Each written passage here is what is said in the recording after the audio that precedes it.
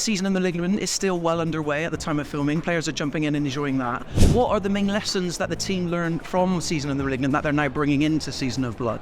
One of the big ones is really about communication. When we entered season 1 out of our preseason, we realized we hadn't been talking with the players enough about what's about to happen as we go into season 1. And so that was the big learning for us, is that, we have to get out in front of it. We have to tell players what's happening, what's the next patch, how are we changing the balance of the game, what new features are coming in. And so what you're seeing from us now, hopefully, is we're doing more live streams, we're getting our patch notes, our updates out sooner for players to read. We're doing roundtables, we're doing surveys, we're doing all these things to engage with the players and make sure we're doing the right thing for them in the season. And then for season 2, we're just we're learning about what players want from a season. It's one of the things that when we were getting ready to launch the game, we have a system called Renown, which is you did certain things during the game. And our intention originally was every season you would do that, every season.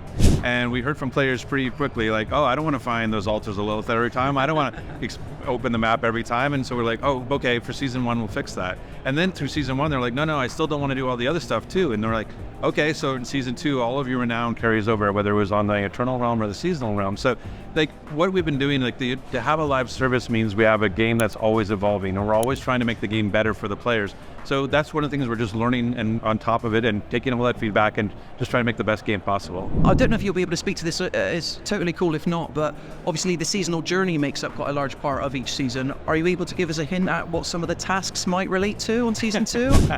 Not without revealing some of the vampiric powers or the storyline, so probably not.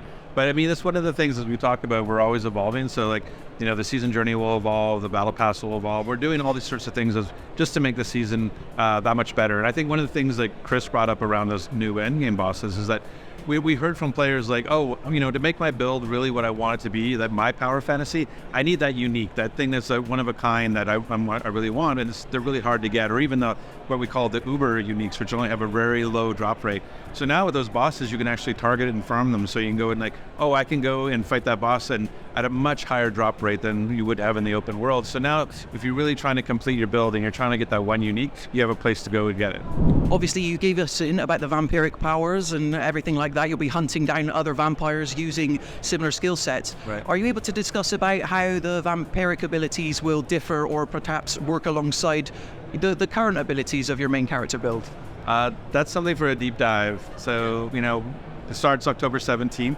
But in the first week of October, we'll have a deep dive. I'll go into all of it. All right, cool. Teasy. I like it. So I was wondering if you could give me a big exclusive. What is the official Rod Fergusson Diablo IV character tier list? 1 to 5, let's go. Oh, I don't know. They're all choosing your children. But we know what your favorite is, right? My favorite is Tattooed on my arm, but it's the Necromancer is my favorite. But I wanted to play Druid. That's one of the things I really like about the seasons and the seasonal reset is the ability to go and try a new build, new character class. And actually, I've been kind of saving for each season. I want to do a different one. So on preseason, I did Necro. Season 1, I did Druid. I think season 2 being a vampire, I don't know. There's something about a vampiric barbarian that just appeals to me. I think it's just weird enough it could work. So I'm kind of excited about that. I don't know. Chris, do you have a favorite? Yeah, what's your favorite character class, Chris? Oh my gosh, I can't pick one, but I am looking forward to trying the Rogue for season 2. That's the one class that I've yet to excel far in or take far. In what ways will Season of Blood differ from Season of the Malignant compared to what players have experienced so far?